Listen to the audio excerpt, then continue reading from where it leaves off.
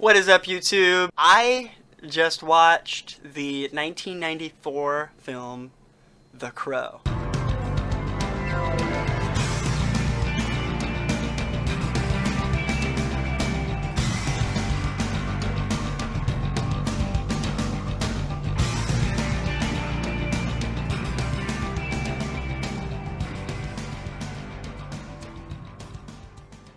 I did a really fucking shit job on this, by the way. And that's because I don't do makeup. Also, like, yeah, you know, just don't worry about it.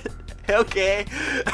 I did it just for that bit. I'm just gonna roll with it because it's funny that it looks this bad. But the movie is great, so don't let that discriminate your thoughts on viewing the movie. 1994's The Crow, starring the great late Brandon Lee, son of Bruce Lee, is a movie about a man and his wife being murdered. Then out of some unspoken divine power, the main character, Eric Draven, comes back to life to avenge his late wife, who was also murdered.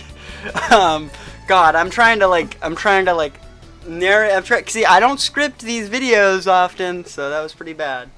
Eric Draven is in a gothic punk band, so the makeup he chooses to put on kind of simulates that. Not really a crazy clown movie. I don't like the notion of that. I think it's more of like a tortured spirit vibe. If you think of it like a clown, I don't have a problem with it. They even say, "What are you, some kind of clown?" in the movie.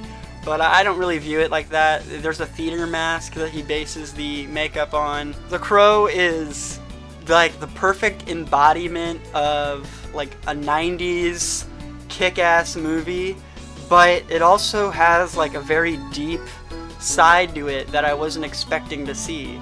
The only reason why I honestly started watching this is I saw the trailer for the new Crow movie, and I'm like, okay, I'm gonna watch. I noticed that there's a 1994 Crow. I'm gonna watch that, and then I read a few reviews on the new 2024 Crow, and I'm not gonna see any of the other ones. Apparently, they're all garbage, and this is the only good one. And I'll go into why it's so good in a little bit. Throughout the movie, you learn, as the main character Eric Draven does, about the horrors that him and his wife dealt with before their untimely demise. And he's trying to get back at the gang that basically destroyed his life. Eric Draven and his wife were taking care of this young girl before their death, and, you know, she was kind of a loner because her mom is like a drug addict. When Eric Draven's brought back to life, she finds him, and, you know, he saves her from, you know, getting hit by a car. Basically, you find out, no, Eric Draven isn't just killing all these criminals just because they killed his wife, but more for the fact that he's a good-hearted person. And it just happens that he's kind of, you know, musician, kind of like me. So in a way of that, I related. You know, just because you look scary doesn't mean you are scary. He's a sweetheart on the inside. And through this resurrection, where he finds out that he has all this power, he's really strong, acrobatic, and he's invulnerable. You know, they shoot him like a bunch in this movie, and he just heals. Eventually, he runs into a police officer that was actually there when his murder happened, and they end up working together to get all these underground crime lords dead.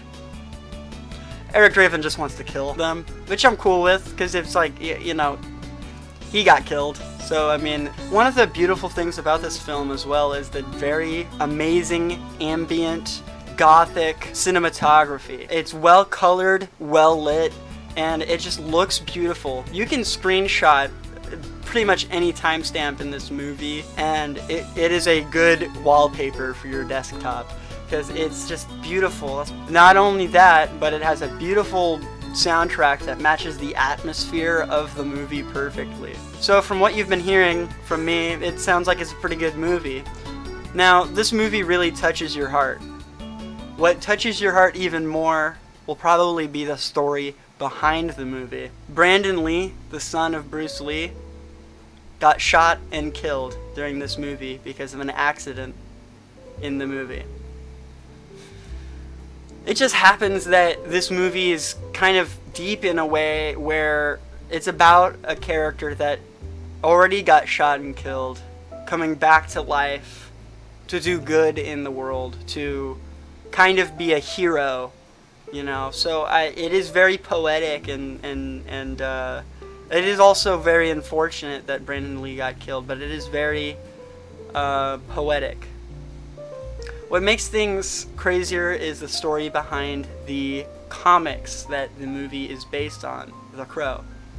James O'Barr wrote the Crow comics, and the story behind him and his art is just as crazy. At a very young age, as a baby, he was taken away from his mom because she was an alcoholic, and Child Protective Services got him.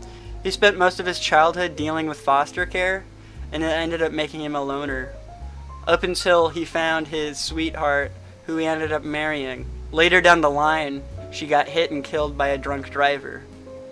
He blamed himself for the death of his wife.